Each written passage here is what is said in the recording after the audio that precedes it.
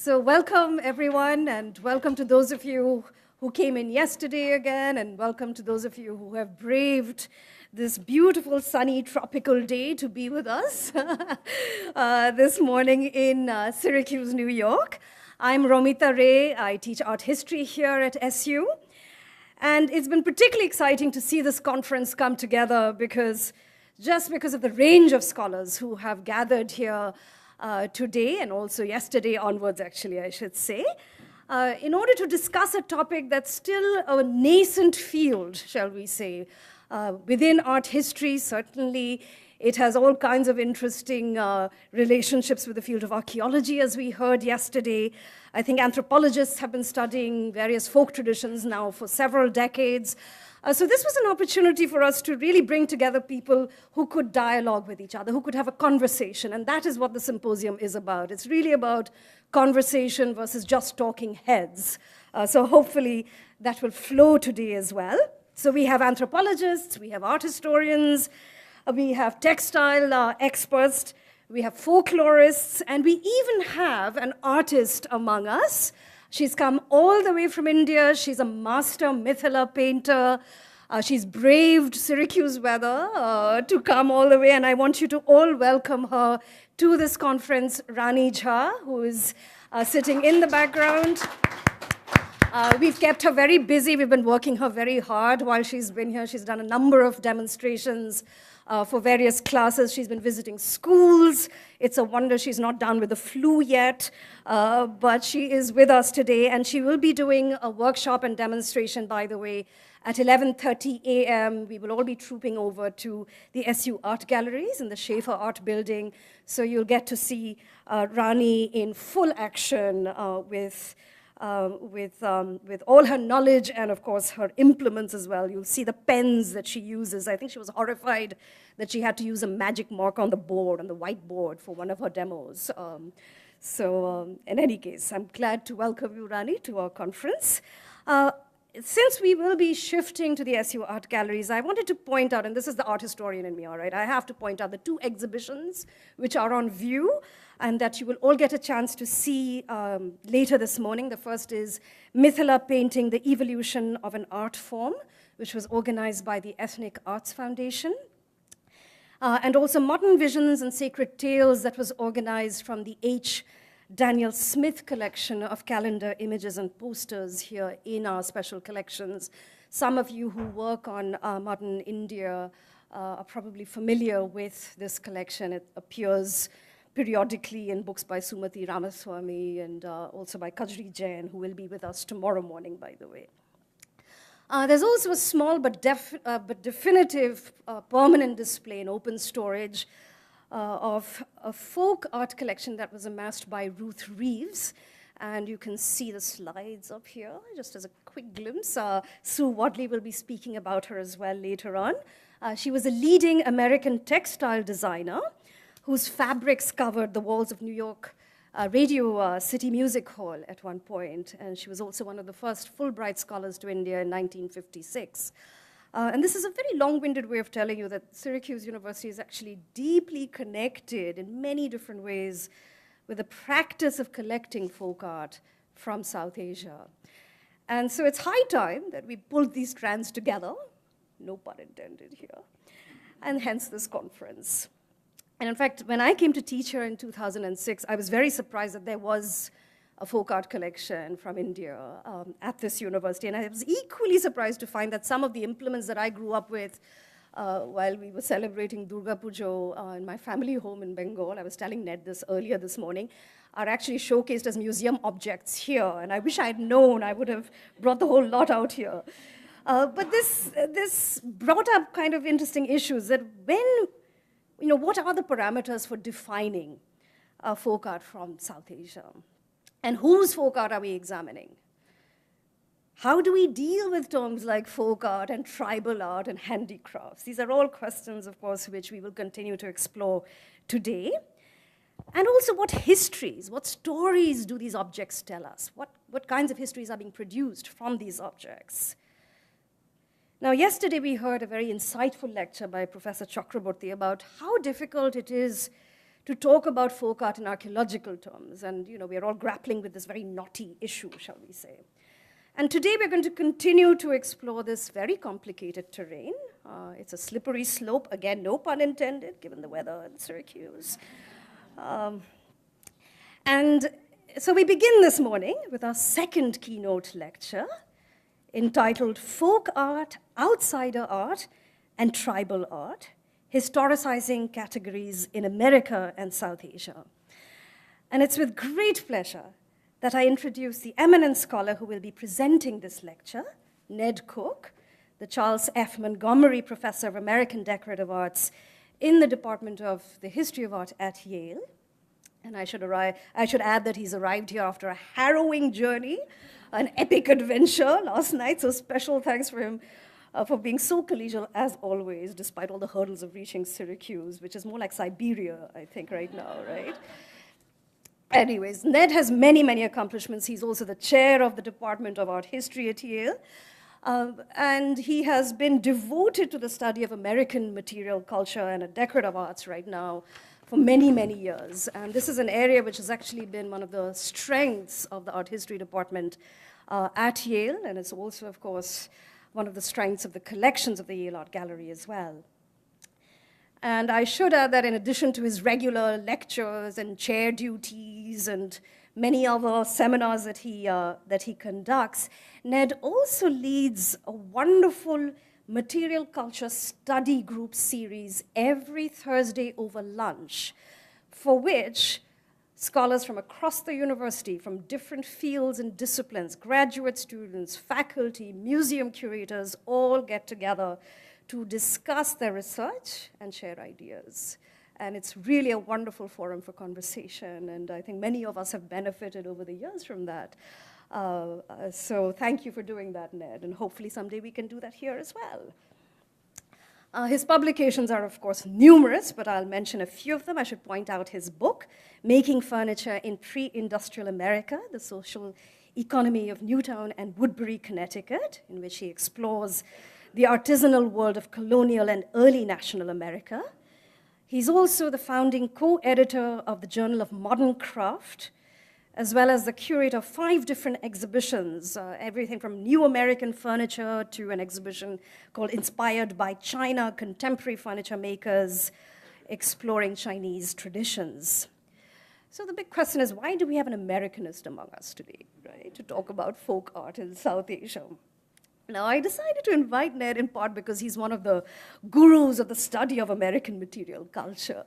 And this is a field, I think, that has been so progressive in terms of not only accepting folk art within the larger rubric of art history, but it also raises very interesting methodologies. It's forged different ways of thinking about a field that falls outside of the framework, the traditional frameworks of high art or high culture. And the field of Indian art, and forgive me for saying this, but it's true, by comparison, has been very behind the times, I think, despite this very rich and varied heritage, right, of folk art that's constantly being produced in India today. In more recent years, Ned has actually forged a very real connection, a very palpable connection with India. He's also been working very closely with the Crafts Council of West Bengal. Some of you may know the Venerable Ruby Pal Chaudhary over here, who's been a towering force behind studying folk art and crafts in Bengal itself. And he's currently involved with a project on village craft in India. And I also invited Ned because he's ideally positioned, I think, to talk about the connections between American collectors, scholars, artists, and Indian folk art. And you can see a glimpse of that perhaps in the slide on the screen. So we look forward today to a lecture that will illuminate us about the historicization, and very problematic one, of the term folk art in America and South Asia. Please join me in welcoming Ned Cooke to Syracuse.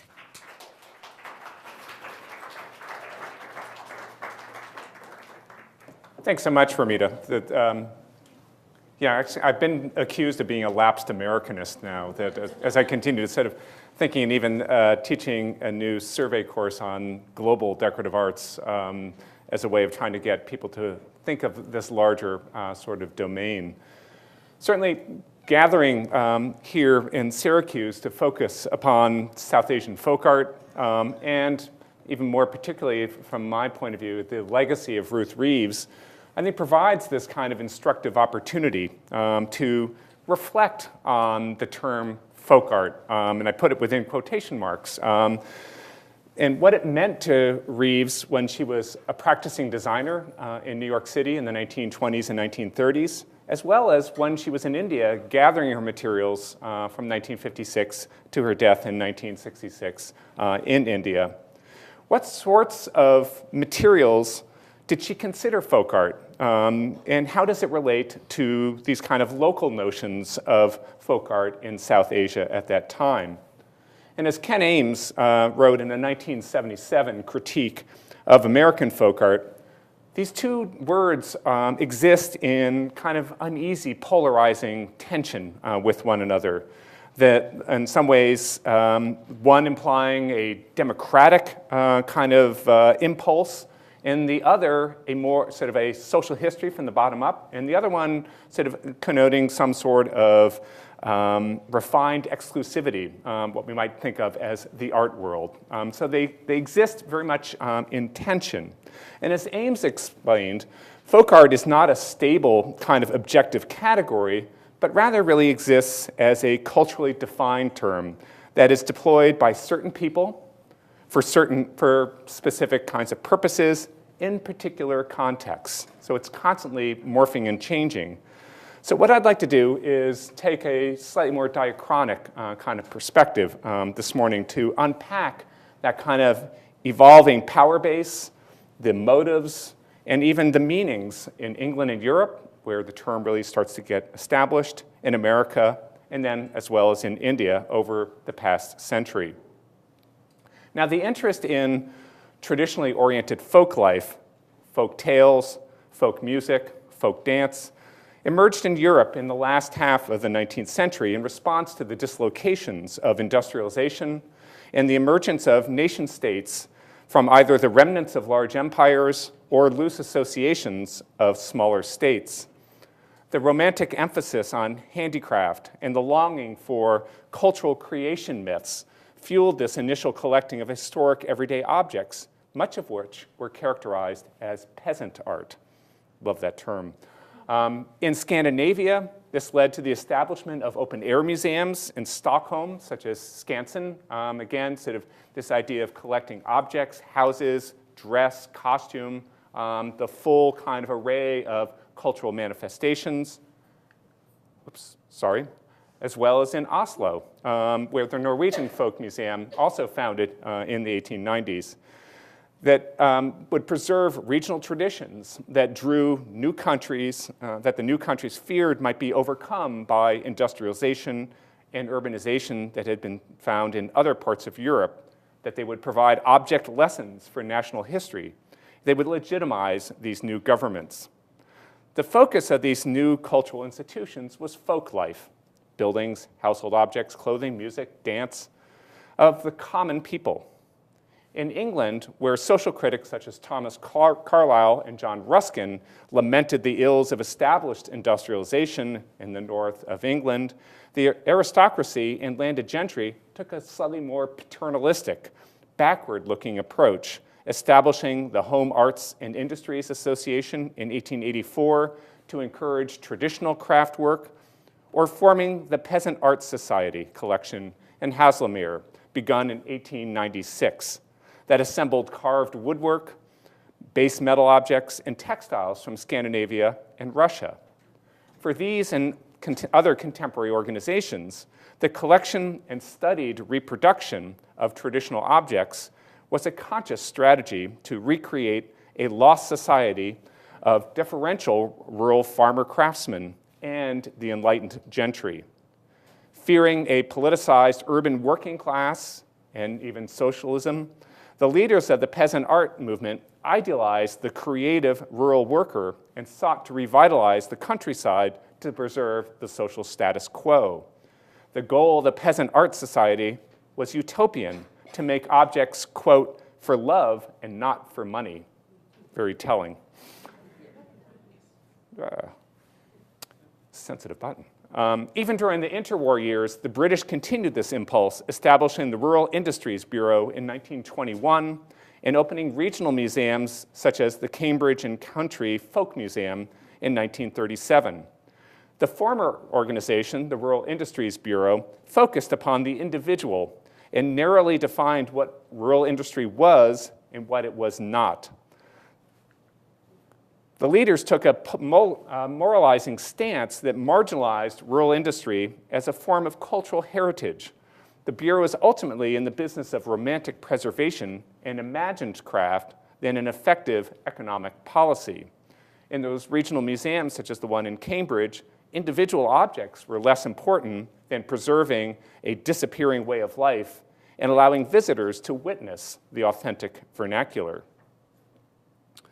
In America at the turn of the past century, educated gentlemen and ladies and an emerging professional class focused their attention on the popular new activity of antique collecting and forming arts and crafts societies that explored local materials and vernacular expression to develop contemporary, well-wrought objects. The motivating force behind both of these endeavors, antique collecting as well as arts and crafts movement, was a sense of American progress. Collecting antiques demonstrated the inexorable rise to refinement and independence, part of that myth-making of an American nation. While arts and crafts enthusiasts embraced a notion of modern craft predicated upon an attention to refined workmanship and a rejection of revival styles. In other words, it was a form of contemporary craft that had no sort of allegiance to the past. A third category of folk art emerged only in the 1920s. The term only gets used in America starting in the 1920s, articulated by modern artists, by gallerists, by the New York intelligentsia. Eschewing vernacular, functional work made by skilled craftsmen, the domain of those interested in antiques and craft, they instead searched for aesthetic qualities that revealed a lack, arts and crafts exhibition, which again shows sort of the way in which even down below have antique objects interspersed with contemporary modern craft. These new people interested in folk art, as I said, ignored antiques. They ignored what was going on in the way of the antiques made by common men that were displayed in period rooms. And they also ignored that kind of emphasis on individual craftsmanship, pervasive in the first 2 decades of the 20th century, as you know, being here in the shadow of Gustav Stickley in the Craftsman magazine. There's that great attention to honest workmanship, structural style, etc. So instead, the folk art proselytizers emphasized the art-like qualities of paintings or sculptures made typically by anonymous individuals that they considered non-academic, instinctive, and therefore typically American.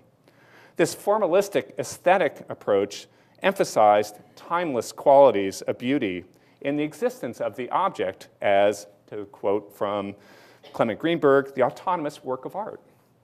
As the Harvard Society for Contemporary Art stated in a 1930 pamphlet accompanying an exhibition of folk painting, by folk art, we mean art which, springing from the common people, is in essence unacademic, unrelated to established schools, and generally speaking, anonymous. Ends up being one of those defining moments in establishing sort of that common understanding of folk art, totally sort of anonymous object, but it's also in the eye of the beholder in many ways. The work of untrained folk artists was celebrated particularly for its directness and its distilled formal strengths. The flat paintings, weather vanes, decoys, and hooked rugs were also viewed less an end unto themselves, worthy of study, but as a means to inspire fine, modern American art. Edith Halbert, a prominent modernist who opened an American folk art gallery in her downtown gallery in 1929, explicitly stated her criteria in formalist terms. She selected works of art, quote, not because of antiquity, historical association, utilitarian value, or the fame of their makers, but because of their definite relationship to vital elements in contemporary American art. It's again looking at what's going on then. Folk art was thus defined through a contemporary eye that projected aesthetic value back upon a certain class of historic objects. One of Halpert's associates was Holger Cahill, who, while working at the Newark Museum, had organized the 1930 exhibition, American Primitives, an exhibit of the paintings of 19th century folk artists, and the 1931 exhibition, American Folk Sculpture. So this term of folk art starts to come into common usage in the late 1920s. In 1932 to 1933, Cahill served as acting director of the Museum of Modern Art, organizing the first major exhibition of American folk art entitled American Folk Art, The Art of the Common Man in America, 1750 to 1900. Working with upper-class art lovers, modern artists, and intellectual leaders, he chose objects based upon modern aesthetic taste rather than historical context or association. Oops. He eschewed the objects typical of folklife collections and period room displays and instead focused upon items that he believed were the artistic ancestors of American modernism. And I'm showing images of some of the objects from that landmark exhibition, some of which then were purchased by Abby Aldrich Rockefeller and now in the folk art collection down in Colonial Williamsburg. While he wrote about the importance of, quote, shop-trained craftsmen in the American tradition of craftsmanship, he deliberately did not include the work of the craftsmen who made American silver, glass, or furniture, except when their work carried over into the fine arts. Great disclaimer. Thus, he acknowledged artisans and the quality of their work, but he then ignored their actual work to focus upon more idiosyncratic kind of proto-modern objects, ironically often produced avocationally by someone without training or perhaps with some instruction within an academy. And what's striking as you look at sort of the difficulty of approaching this work, oftentimes it's made by an unknown person working in an unknown northeastern state for an unknown kind of function or client in an unknown time period. It's sort of this generic 1800, 1900 kind of time period, and lacking that kind of specificity makes it very obvious what the project is all about. In privileging aesthetics over context and naivete over skill, Cahill empowered a certain New York cultural elite and took a surprisingly conservative, non-scholarly kind of tack, retreating to a selective American past to counter the story of European modernism. But his selection of a certain genre of popular objects, his use of MoMA as a platform to reach a wide audience, and the linking of folk art to American modern art established the field of American folk art and shaped its discourse for the next half-century. It was Cahill's world of folk art in which Ruth Reeves first practiced. Trained as a painter, her early design work focused upon, just sort of threw this in for Darielle for the contrast of how folk art was treated. You know, you see on the right what Rockefeller did with her folk art collection down in Williamsburg, the isolated individual object.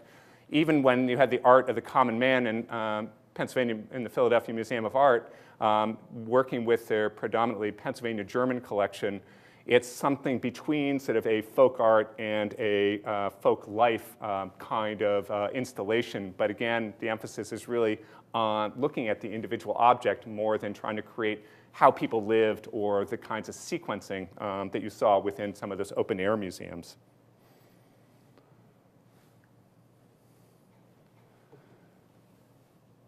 So with Reeves, working with the New York department store of W&J Sloan, she developed rugs and wall hangings that were decidedly modern in terms of colors, of patterns, of homages to Léger, with whom she had studied in Paris on the left.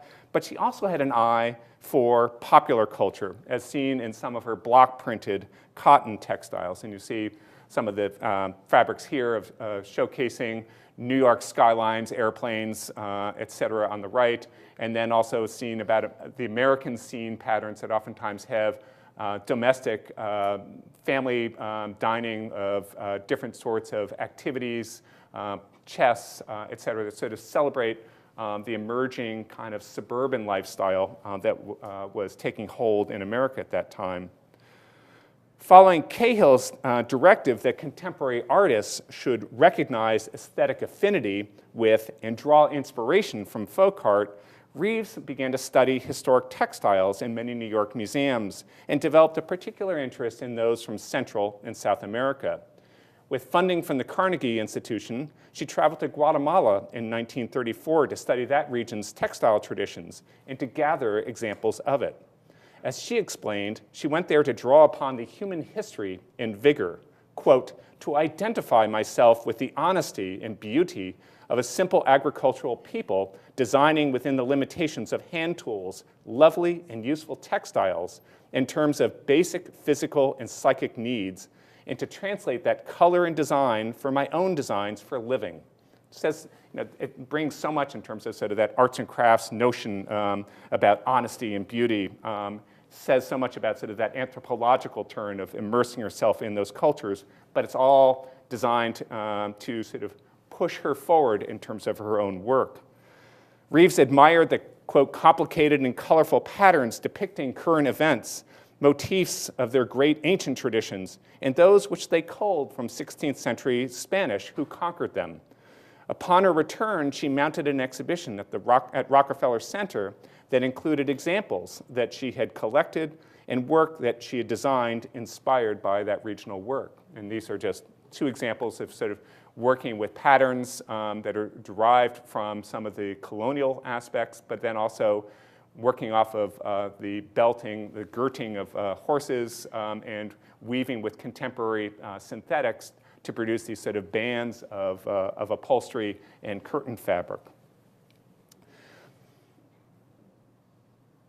A review of that exhibition asserted that the native textiles, quote, have changed little in artistry or technique since pre-Columbian times, and that patterns are still handed down from one generation to another, and each village has its own particular style. Reeves did not copy these examples, but rather adapted their principles. She explained, I have in the main created my fabric adaptations in the spirit rather than the letter of the various specimens which inspired me. So here, she's working within the weaving traditions, but also a bad scan. I could only scan this from a newspaper article, but it's her Mayan, so this is the equivalent of her American scenes celebrating American family. This is sort of having the Mayan, the Spanish colonial kind of tradition in terms of block printing.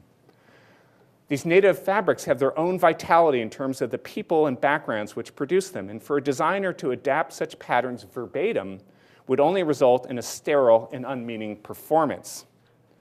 In short, Reeves expressed a greater sensitivity to the context of production than did Cahill, but still considered the Central American work as inspirational for her own work.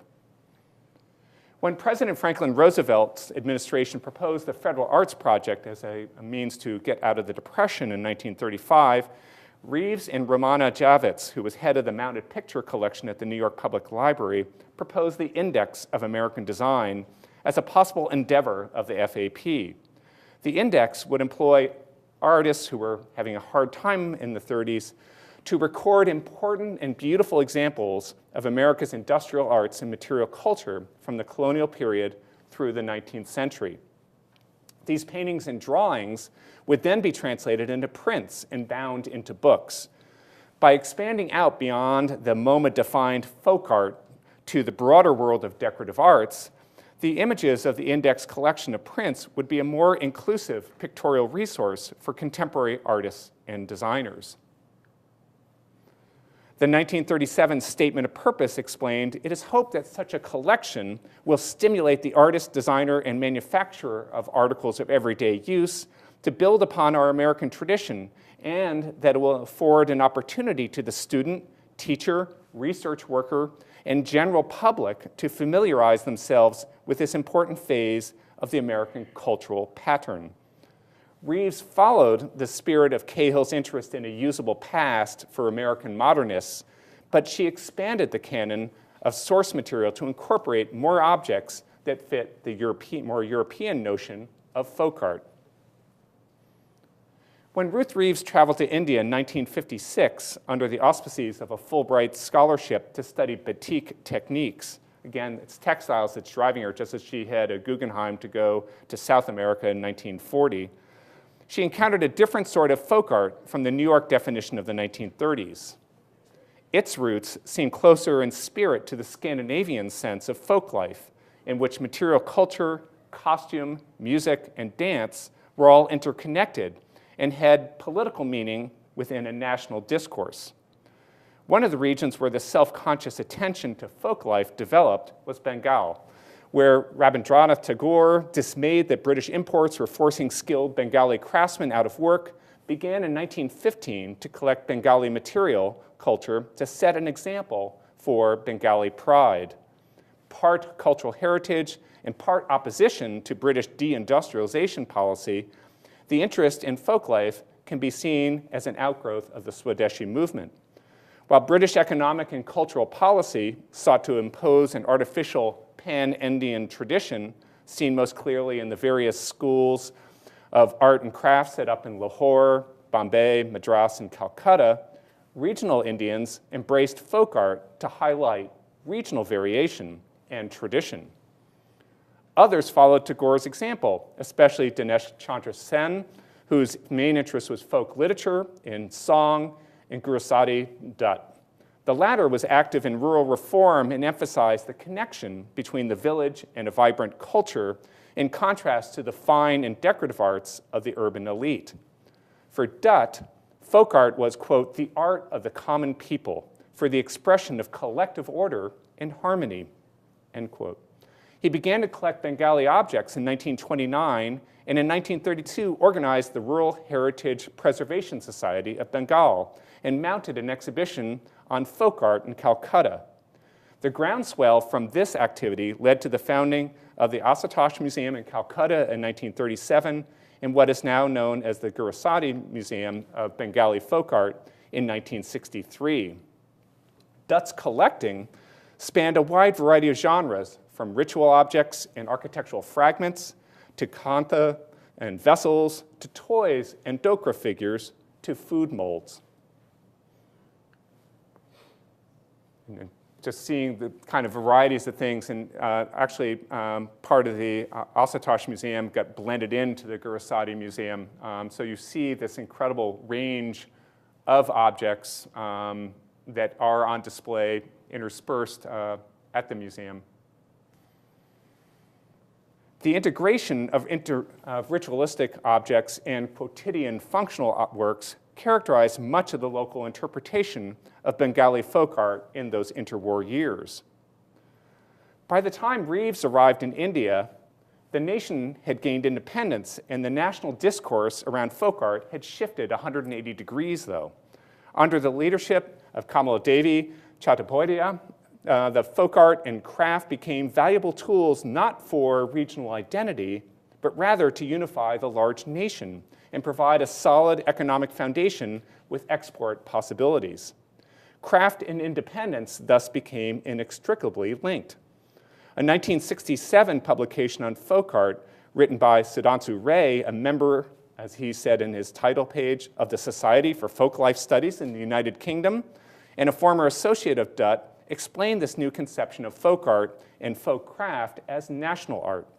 Quote, folk art, or people's art of India, naively manifests the soul of her people. Its study would therefore promote greater understanding among ourselves and enable us to realize the fundamental unity that lies behind the superficial diversities of regional cultures among peoples living in the different parts of the vast subcontinent.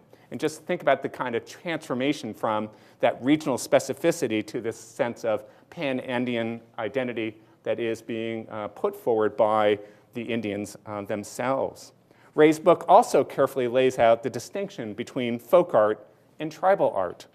The former was the work of all traditional artisans connected to folk religion and resulting in small objects, earthenware vases, wooden toys, pata paintings, bamboo baskets, drawings, embroidered quilts that connect the past with the present, while the latter, that is tribal art, he characterized as primitive art, static, isolated, and limited to the tribe. And it's this sort of discourse about tribal art that starts to emerge at this very time. Now, it seems that Reeves very much followed the Dutta and Roy folk art taxonomy, as is evident in the types of objects she gave to Syracuse and were included in the 1967 catalog that celebrated her generosity. She seemed particularly keen on commonly used base metal vessels and earthenware ceramics, providing notes on materials, techniques, functions, and rural origins of these domestic wares, while also including a considerable number of metal and ceramic figures, as well as terracotta wall plaques. For her, traditional techniques, rural locale, ritual, and folk art were all intertwined. She seemed less interested in textiles, jewelry, and sculpture, which were borrowed from other collectors and galleries to flesh out the exhibition. Her gift to a university with a well-established industrial design program, and one only has to think about Arthur Poulos teaching industrial design here at that time, also underscores her continued interest in using traditional regional art to inspire modern designers. However, while Reeves continued to document and collect folk art with an eye towards using the work of common men as catalysts for new ideas, she also expanded her interest towards craft documentation, seen in her extensive notes on materials and processes, revealing the new emphasis on craft established by Kamaladevi, who became a leader in the World Craft Council and thus linked traditional Indian craft to the developing academic studio craft movement in America. In independent India, Kamaladevi pushed a more ecumenical view of craft that was connected to government, the Ministry of Commerce and Industry, to activist policy, the All India Handicrafts Board, and display, as seen in the new National Museum of Handicrafts and Handlooms in New Delhi. In the latter, there was a concern for well-made objects, no matter their place of manufacture or their intended market level, as craft, seen in the ritual craft, courtly craft, and textile galleries of the Craft Museum, where you could look closely at individual objects and ascertain their fine quality. Such collection and exhibition philosophies, especially the emphasis on textiles, stood in contrast to the folk and tribal art craft gallery, where objects were more densely packed, creating an overall effect rather than allowing individual assessment. Reeves's move toward a more craft-oriented definition of material culture can also be seen in her gifts to the Craft Museum in Delhi. And these are just plates from another publication that sort of showcased the fact that she was involved not simply with Syracuse, but also with the National Craft Museum. So she's having it both ways of being craft objects as well as folk art objects, as well as her research into lost wax casting, which was published as a book by the Craft Museum in Delhi in 1962. These kinds of connections of thinking about this developing notion about craft in India and American studio craft was even borne out in 1959 when the American Craft Council's magazine, Craft Horizons, devoted an entire issue to India, to the long traditions and valuable lessons of Indian craft, therefore linking these two worlds even more closely together. Just as folk art began to be considered under the larger umbrella of crafts in India in the 1950s and 1960s, tribal art began to emerge as a separate category and took on aspects of the older conception of folk art. One of the figures who articulated the importance of tribal art was Stella Kramrisch, a European-trained art historian who began to teach at Tagore's College of Fine Arts and Crafts in Santiniketan in 1920, before moving on to the University of Calcutta in 1924 and eventually to Philadelphia in 1950. Rather than following the aesthetic formalism common in America under Cahill's kind of policy, Kramrisch was a contextualist who focused her scholarship and collecting on anonymous art, most specifically upon carved ritual sculpture in rural India. She felt that, quote, the unknown art of India is the art created in village and tribe on social levels and away from the towering temples. Original in her work was the consideration of the tribal peoples as well as the village inhabitants, but she focused her analysis on sculptural forms and kantas. In post-World War II India, Cromers showed little interest in craft and Reeves in tribal art, but their differences reveal a fissure that developed in the study of Indian material culture. Craft became similar to a European-based sense of context for a wide variety of objects and emerged as a term founded on location, tacit knowledge of materials, and skilled workmanship. A 1970 publication entitled Indian Folk Arts and Crafts broke down the various categories of handicraft as being 1, folk craft, that is, local village craftsmen making work for a local clientele. 2, commercial craft, ranging from simple, straightforward works to luxurious court objects.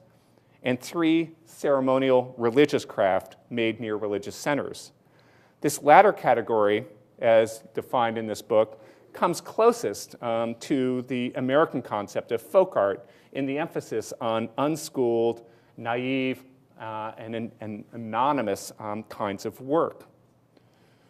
Tribal art languished until a new impulse from America begun in the late 1960s, in which anti-establishment scholars sought out new sorts of folk artists described as, quote, outsiders, and those whose work was described as, quote, outsider art.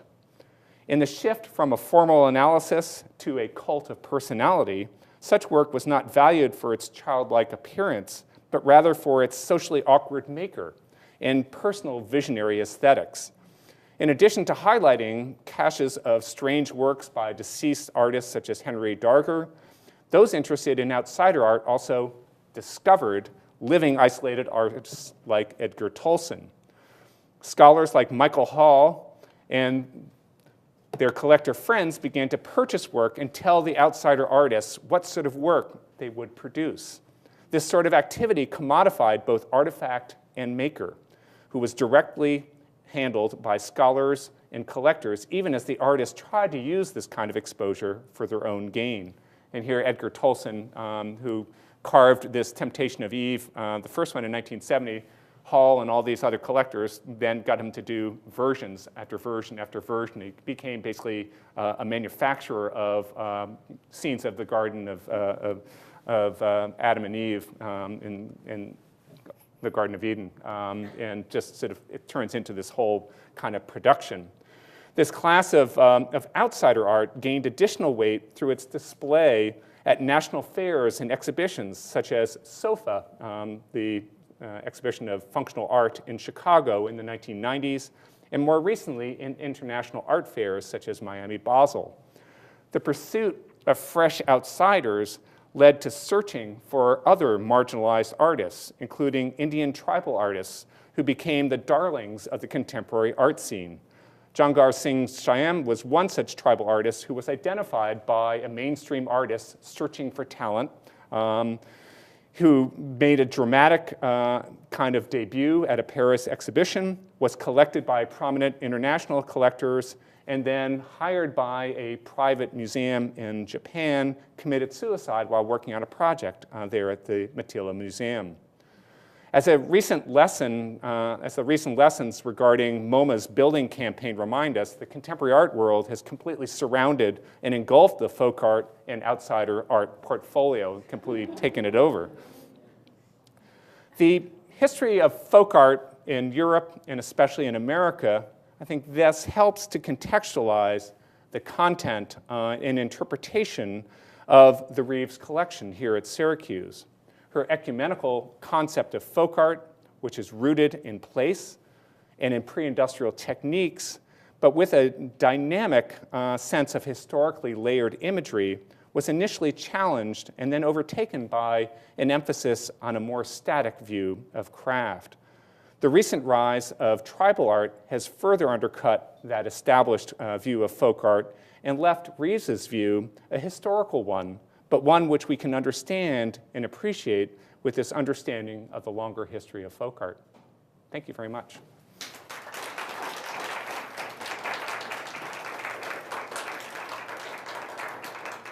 So I made sure I left time for questions, and because I thought that was sort of in the spirit of the conversation. Any questions for me?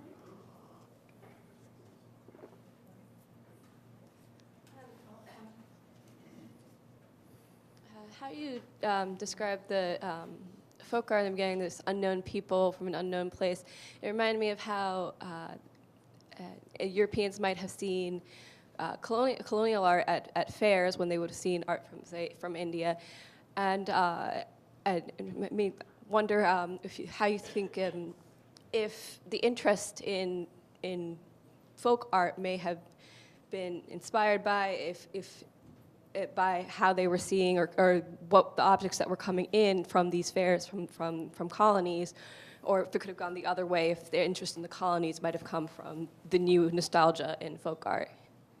Yeah, good question in terms of what I go back to thinking about automatically is something like the 1886 Indian and Colonial Fair in London, and the fact that they, again, sort of thinking not sort of how people in India are thinking about folk art, but a lot of it is school art. It's coming out of the schools, and there's no, I mean, I've gone through a lot of those albums from that, and you can't figure out who's made what.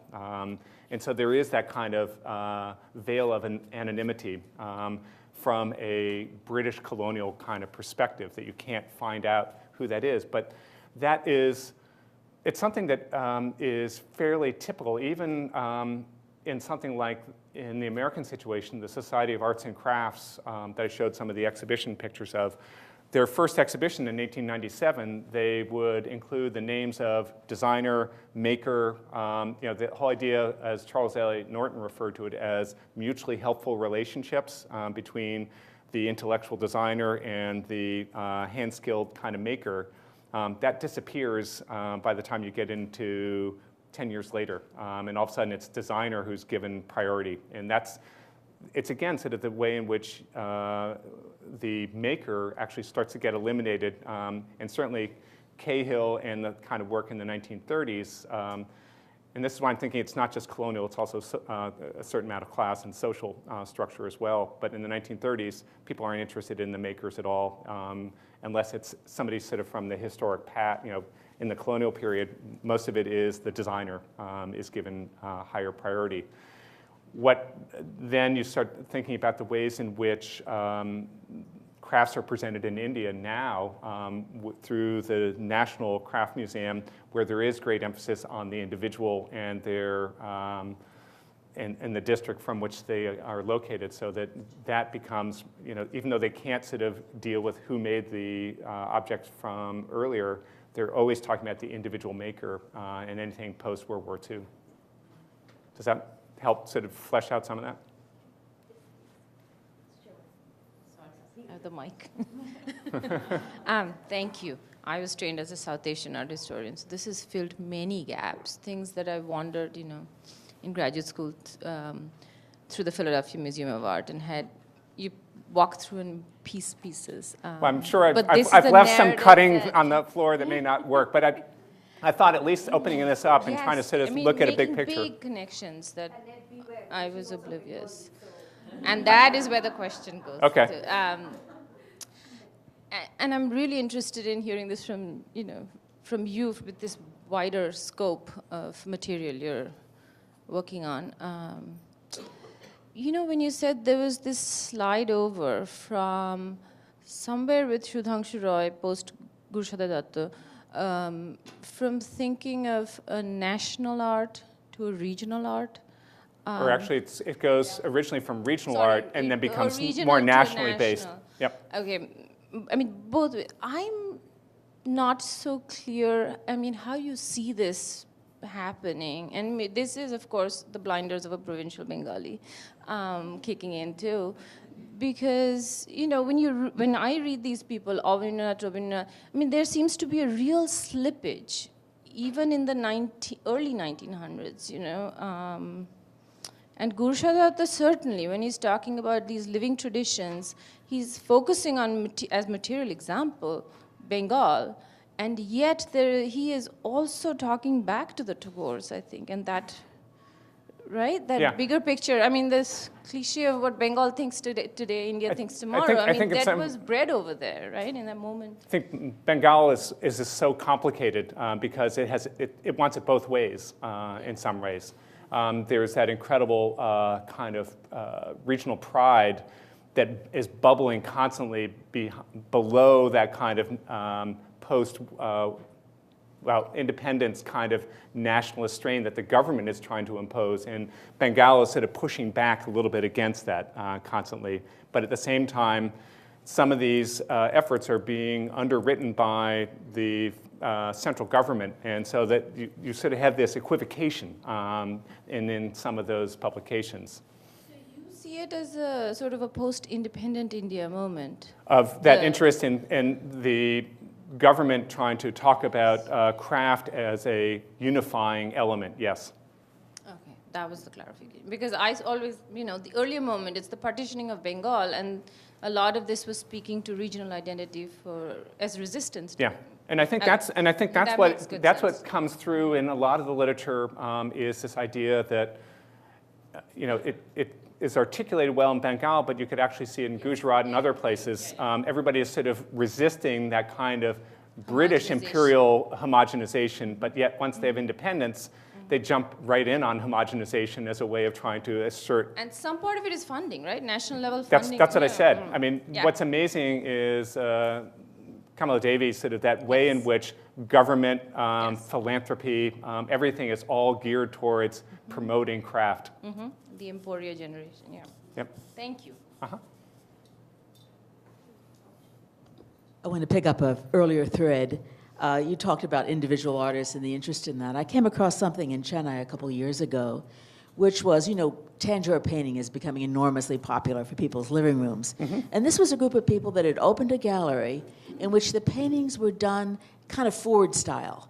That is, somebody would do the mouse for Ganesh, somebody would do the faces, and the paintings were quite wonderful, but they were done on a kind of assembly line. And I was wondering if that was happening anywhere else in India. And it's fascinating because there it's not the individual artist, even the designer wasn't named. Nothing was named, but the pieces were quite good. Well, what you put your finger on to sort of step back from that is one of these tensions that exists in our notion about craftsmanship. That comes from that late 19th century romanticization that we always think about it's the myth of the individual makers. If one person does everything from the preparation of materials to delivery to follow-up kinds of repair work or whatever, when in fact there's always been specialization in shops and it exists in so many different ways. I mean, on one extreme you have Chinese porcelain that, Qing to Chen was incredibly, that had nothing on Fordism and Taylorism. I mean, they were people just painting one little part of a flower and passing along, and the next person adds something else, and that's what enabled that. So there's that whole way in which tasks were subdivided even in a, quote, pre-industrial setting. At the same time, what you find is that people have this desire to sort of say, this is so-and-so's work. And it might be the master of a shop in which, because even sort of when you have small shops of 3 people, oftentimes you'll have a master who needs to have other, perhaps younger, more physically active people doing some of the preparatory work, or that you delegate certain tasks that you don't want them to screw up the final bit and therefore lose all that time that's been invested in an object. And so there's a sequential kind of way in which people, according to where they are in a life cycle, master craftsmen, young, whatever, they're all doing different kinds of activities, and it's the coordination for the final product. Even in the late 19th century, they were so out of touch. We started talking in a digital age how we'd have no material literacy anymore. Even in the late 19th century, they had very little too, so it was a lot of projection back on the heroic individual. And this is Ken Ames' book on American folk art. It's a wonderful read because he talks about all these kinds of mythologies that we have in general about history and how we map that onto a certain category that happened to emerge in the 1920s as being folk art. And so it has to do with things like the myth of the individual, the myth of uniqueness, when in fact, if you put all this stuff together, there are a lot of ways you could talk about sort of George Kubler's sense of seriation. There is the myth, he calls it sort of the myth of the poor happy craftsman, as if somehow they're just doing it because of Ruskin's joy of labor. And it sort of refers to Charles Kyle, who wrote a book on urban blues in Chicago, talked about the moldy fig, where you look for the oldest, the most authentic kind of person, even if they're miserable, social outcast, drunkard, dope addict, whatever, and that person becomes, and that's what some of the outsider art is so much involved with, that kind of moldy fig, happy, poor craftsman kind of thing. So what you're telling me is these people actually are going back to an old tradition. Yeah. Actually, can I just add to that? I was just thinking as Joanne asked that question, the fashion scene in India immediately came to mind because it's a place that you see folk art sort of reappropriated, right? And then suddenly it becomes haute couture. And Shobho Shanti actually is a fantastic example to pick on because he works with individual craftsmen, but they're never acknowledged in the production process, all right? And then there's this huge myth now about him being this incredible designer who dresses everyone from Vidya Balan, right, to Aishwarya Rai. He also has, by the way, a TV show called Band Baja Bara, if you're interested in musical fashion. But it's been interfacing with precisely the production line aspect that you talked about. And when we talk about him, we never talk about folk art or craft. We always talk about it in terms of haute couture in India now. So it's one of those areas where this is happening, exactly what you mentioned is actually. Well, tangible art was always high art, right? Which is what's interesting Yeah. about all this. And it also, I mean, just sort of talking about that example, and that's why Ruth Reeves becomes really interesting of her way of looking at these traditional arts, but then putting on an exhibition, which the Guatemalan textiles and her textiles being produced, and she's acknowledging who's making them. So it's a much more inclusive, embracing aspect of it. For sure, for sure. I think Sue had a question. And then Carol. Hi, thank you for your talk. I'm Coralyn Davis, and I'm an anthropologist working on the Nepal side of the border. One of the things that I've seen related to this in Nepal with Mithila art, or tellingly called Janakpur art in Nepal, is the kind of slippage, if you want to call it that, between the same producers and the same products being displayed as under the rubric of primitive art, also in the nationalist project of being done as murals on government buildings, and then most saliently is tourist art, which is another category that we haven't talked about yet.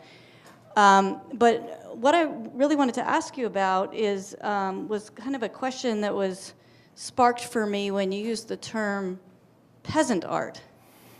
And as I was listening to you talk about regionalism and nationalism and imperialism and high and low art and that sort of thing, is social class. And I'm wondering what if you told this story through the rubric of social class and even class conflict historically, what would that narrative be? Pretty similar. I mean, you know, I've couched it in different kinds of terms, but what I'm constantly talking about is sort of things like the Peasant Art Society of landed gentry and rural dwellers. I talk about the Society of Arts and Crafts in Boston, which was led by Harvard graduates, basically. It's a Harvard mafia. And what they're doing is trying to work with immigrant skilled craftsmen as part of an anti-unionization. They're actually, I mean, it becomes really quite striking when you see those leaders. You look at their politics, and they see sort of personal fulfillment on the part of craftsmen is going to be one way to keep them out of unions and keep them engaged, which I find striking. And yeah, sorry, bad point. But then so thinking about issues like, so peasant, you know, obviously plays only in a certain place. It doesn't play out in America. It doesn't get used.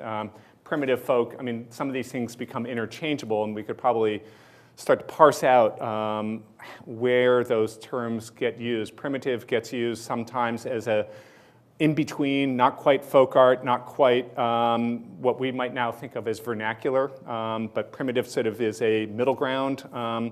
and oftentimes doesn't have the same kind of class charge as some of the other terms do. I find primitive is sort of a it's a sort of empty kind of aesthetic term more than anything else. But your point about sort of then thinking about tourist craft, I mean, that's certainly, if you start thinking about those kinds of categories of handicraft starting up in the 1950s and 1960s, all you have to go is some of the different handicraft board shops now, and you're just hit in spades with the kind of tourist craft. And what that, and it's not so much thinking about who the intended audience is. It's that I've actually gone out and seen where they're doing some of the Dokra work now.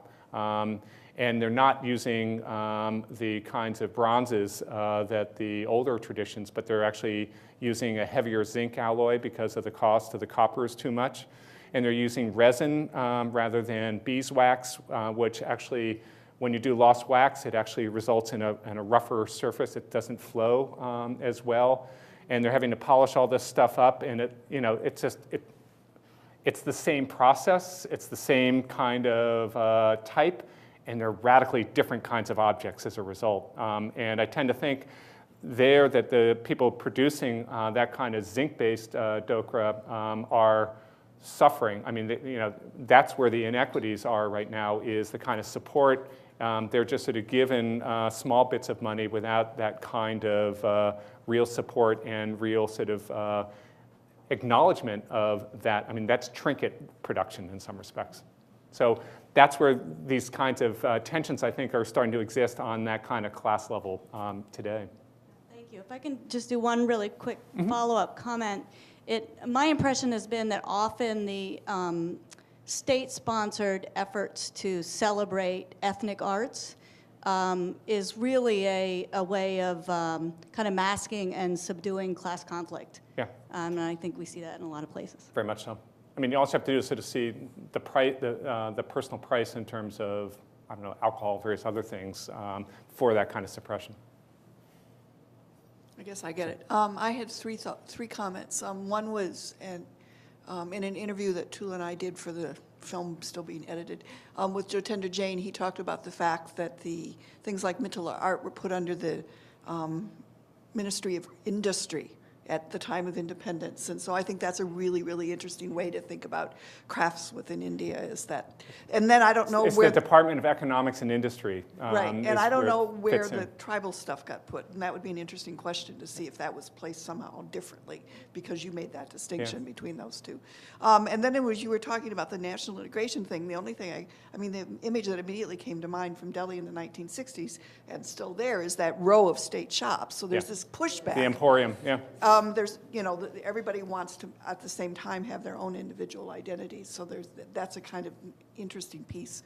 And I had a third comment, and I don't now remember what. But just as a note, and we'll talk about this more this afternoon, Ruth Reeves did not gift Syracuse a thing.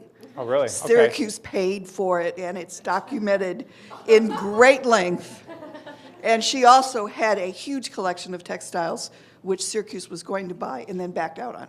So why did they concentrate on buying the metal and ceramic stuff? Is it because of the industrial design department? I didn't have a chance, because I was also trying to organize this conference, to dig into the Syracuse archive. I only have the Ruth Reeves Be curious what side the of it. impetus was, because that's. Yeah, no, I know. Also, I could think about was Arthur Poulos, who taught industrial design, who was a metalsmith here, and why there be that concentration in base metals. But in her letters, and I don't have the Syracuse side, in her letters she talks about the fact that she made an agreement to do the clay and brass stuff for them. So she went out and collected that purposely for Syracuse. It wasn't in her collection before that. Okay, that's good Just, to know. 'Cause interesting. that wasn't clear in the catalog. Right. Well, Smithsonian has the letters, and I got them.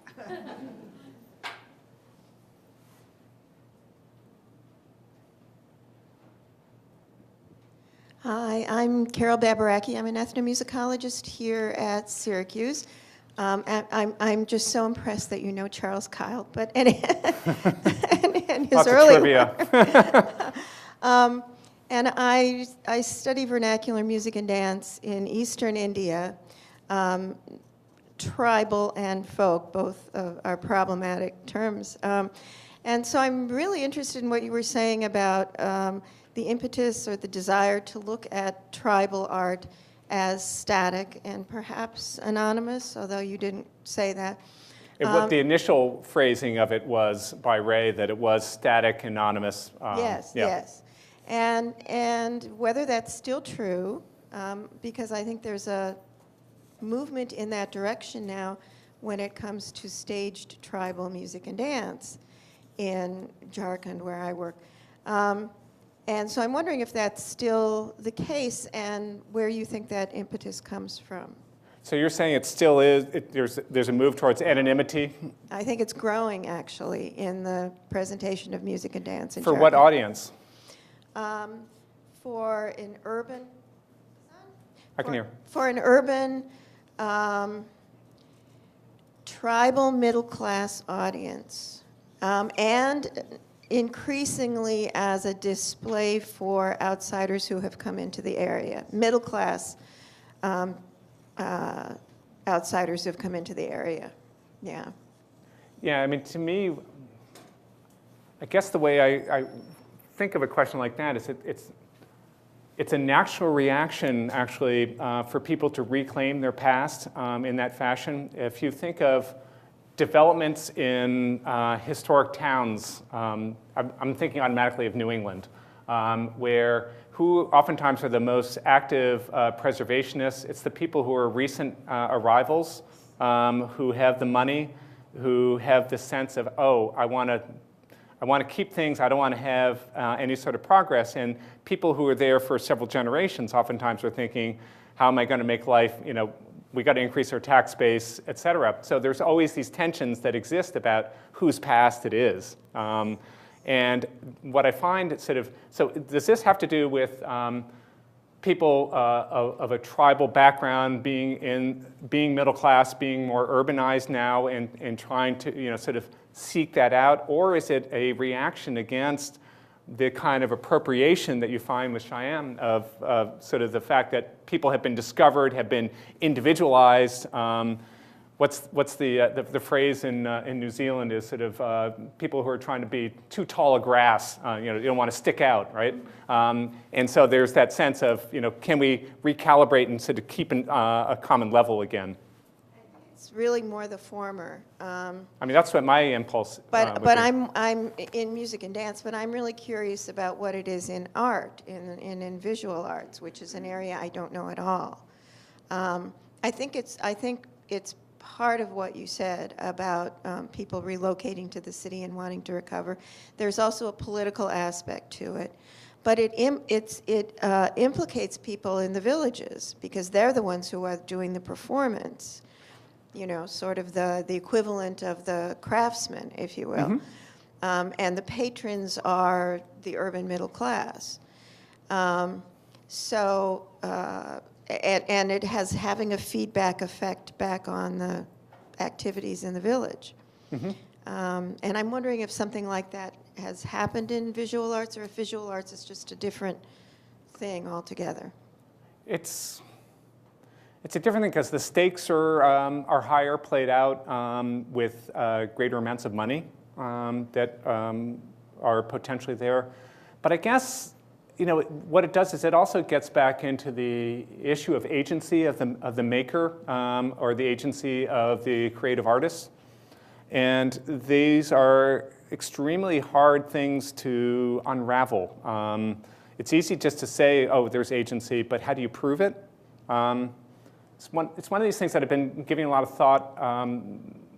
It's come up recently as I'm looking at some of the ceramics that came out of different schools of art in the late 19th century in India, and thinking about the difference between the Jaipur School of Art and the Sir J.J. School of Art in Bombay. And if you look at the ceramics that come out of those two different schools, you could easily say, oh, it's all about the British imperialism. And certainly, as you look at the JJ School, they bring in English potters, they work earthenware, they throw it on a wheel, it's none of the drape molded stuff. So it's totally Anglo-European kinds of traditions, and the forms are even responding to Chinese forums, to British art pottery, and they're thinking, we're going to teach the Indian craftsmen how to make English-style art pottery for world exhibitions, right? Jaipur School of Art, people always thought Thomas Hadley was the person who was sort of instituting the South Kensington model there, but actually it's completely different because what they're doing, they're using fritware rather than earthenware, so they're using a Mughal tradition. They're forming a lot of it with molds, which again is the Mughal tradition. They are painting it in blue of scenes of Amber Fort. They're using local kinds of imagery drawn from textiles, landscape, architecture, you name it. And to me, as I start to think of these two elements, yes, they're schools of art, but one seems to have its power base still in Jaipur, and the Maharaja sort of working closely and tapping into a Jaipur school as opposed to the Anglo-Bombay school of art, even though, and then you start to thinking about, so what's in it for the people in Jaipur? I think what they do is they see this as another market opportunity. As some of the court cultures decline, how do you pick up some of your work? Tourist sorts of things, or things that are specifically Jaipur. Somebody who's a furniture maker in Rhode Island actually once said it so simply and eloquently when I was asking him about his work, and he said, "I do what people want my way." That's the agency of the maker. And so to me, cut all the other stuff out. That's what it's about, and that's what that's what one of those dancers might actually be thinking. This is another way to income. I don't know if that answered some of your question. It was very helpful. Thank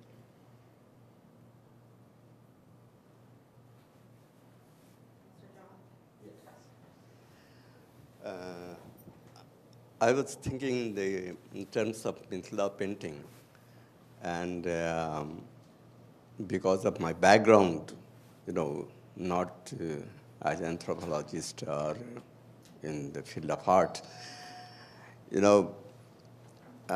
I cannot demarcate like even the Shyam's work or Mithila painting works, where that folk art or tribal art becomes a fine art. And that dilemma is always there, with me, and I could not see it. Perhaps it may be because of my background. I was teaching whole my life, not exciting subject like you guys are doing, economics, money and banking and all these things. So I want to have your opinion, and if you have some comments about you have seen Mithila painting, and some ideas that how to distinguish this even Shyam's work or Mithila painting work or Rani's work, and where we are going. Swata. Yeah. No, I mean, it gets right to the heart of it, which is these things have no intrinsic definition as fine art. It's a projection. People are writing about it, and if you, I made sort of a flip phrase in terms of talking about it being unscholarly, of thinking about Holger Cahill sort of writing about folk art in the 1930s, or the way gallerists at Miami Basel might be talking about tribal art now. What they're doing is they're creating advertising copy for these things. The actual object themselves, it's all about the language, the discourse around the object that creates that perceived value, that perceived kind of categorization. And that's why I said it's this way in which sort of an intelligentsia, gallerists, et cetera, create a discourse around these objects that then elevate them, separate them out, and have people call your attention to these kinds of works. I look at them and of course, people are always asking me, what's the difference between craft and art and stuff like that? And I just say, I'm just interested in things.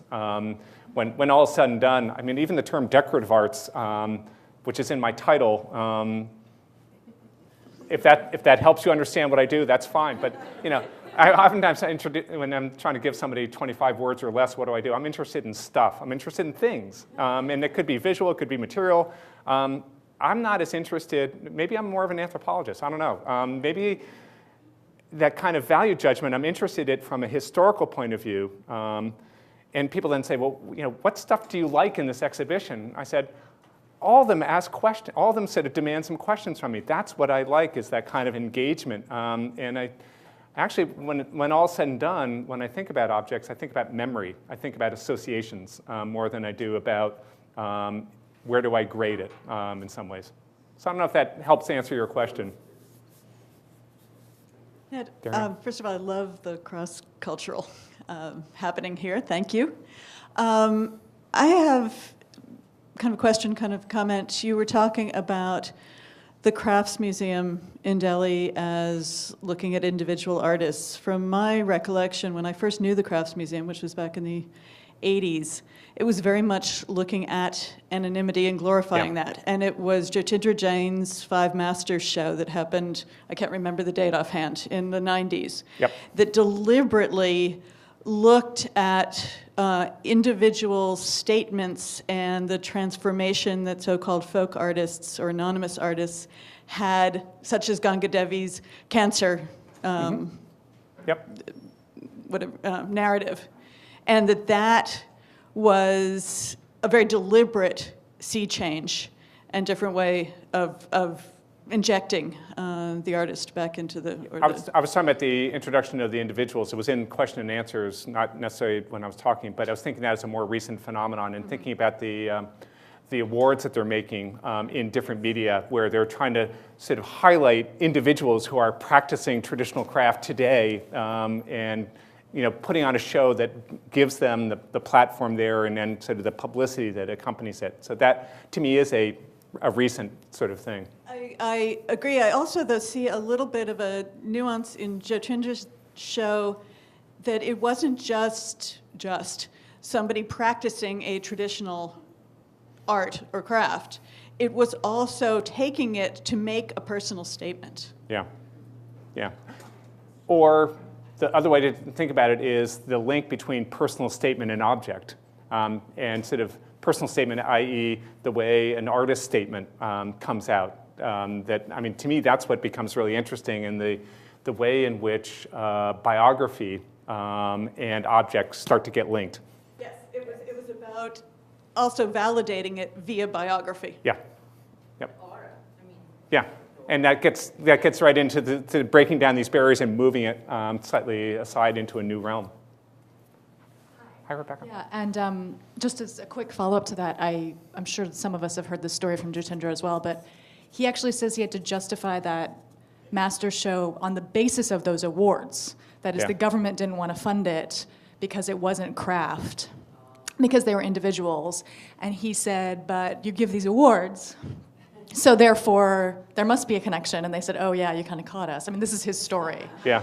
I was fascinated by your talk, and I'm sort of fascinated by all of these European and American women running around India in the 20th century doing stuff.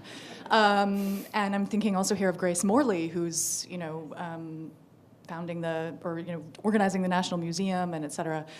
So I'm very happy to learn about Reeves, and I was curious about whether, as a designer, one of the things that I'm interested in is actually a show that Zeddy Emmons worked on in the 80s, where they matched European American designers with workshops in India to try to develop prototypes. And there's this kind of interesting privileging of the European American designer name, not entirely erasure of the craftspeople, but I was wondering if she had done any of that during her projects, either in India or Guatemala, commissioning local workshops, working with local workshops, trying to create these transnational, there's a kind of economic undertow the global here. Workshop kind of thing. Yeah, and the one interesting thing I'm finding is that what gets erased often the workshop gets erased, or the idea that it is a workshop, right, going back to earlier questions.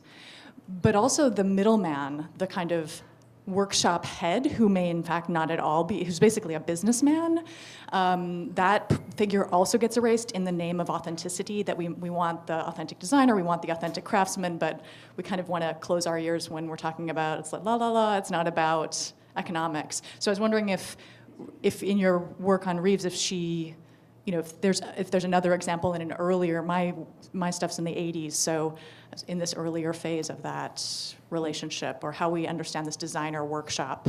Not that, I haven't gone through all the Reeves papers at the Archives of American Art. I don't know, but I haven't seen anything like that. And even the Guatemalan example is the kind of hunter-gatherer that she's gathering stuff up, and then she comes back and then she works with Sloan as the middleman, and then with certain fabricators. She has one fabricator for doing the block printing, another fabricator for doing the weaving, and she acknowledges those, but there's not that same sort of sense that so many of the partnerships that I also know are going on in the way of sustainable woodworking in Central America now, in which they're using designers and makers up here, going down, spending time, and having these kinds of global workshops in some respects. So I don't see Reeves sort of in that model, because I think that at that point,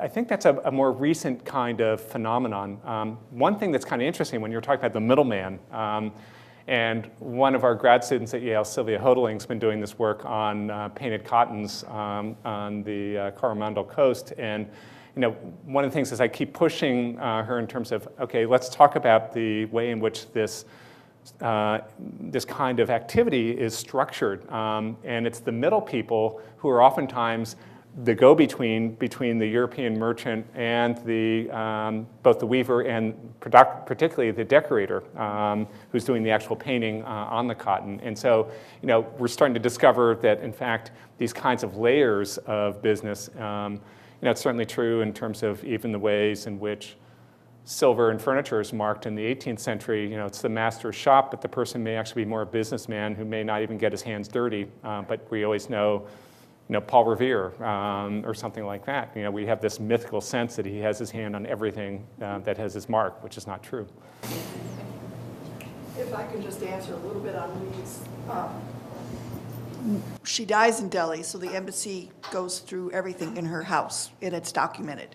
So, which I'll talk a tiny bit about, but there is no art supplies there. Okay. The only thing, she seems to have only been a documenter in India. She has a very expensive camera, but there's no sign whatsoever in her apartment of anything to do with her making of art. I think really the design work ends right in the early 40s, I think, in terms of the actual design work that she's undertaken.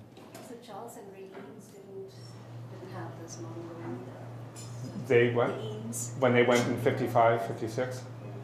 Yeah, they were just more interested in, they were brought in to set up the school, but they are coming at it much more sort of from that formalistic point of view. The whole notion about the Loda is quite striking. That's sort of pure functionalism. In 1955, the exhibition at MoMA, Textiles and Ornamental Arts of India, which I can't imagine them ever doing anything like that ever again. But that was, that was sort of, I've gone through all the correspondence about that show. It's quite interesting. That was actually had a close tie-in with the fashion industry and was marketed towards women, I believe, in terms of textiles, and thinking that was a new MoMA audience that they could get out into a New York female audience. And so it was jewelry was sort of the other, they got second billing on that besides the textiles. And it's interesting how much the Eames are still revered at NID. They're just, they practically, they're gods. They're gods, absolutely. Gods from California. Yeah. I think that will be the last question we'll take. I know we've got lots of activities and fora and coffee breaks for us to keep discussing. And I'm easy to find in the crowd. Yes, and Ned's very easy to spot, as you can tell. But thank you, Ned. I know we have wonderful talks on Stella Crumbridge coming up and more about Ruth Reeves. So thank you again for Thank you. coming and enlightening us, and thank you all for being here, and we will continue to drink and eat and make merry.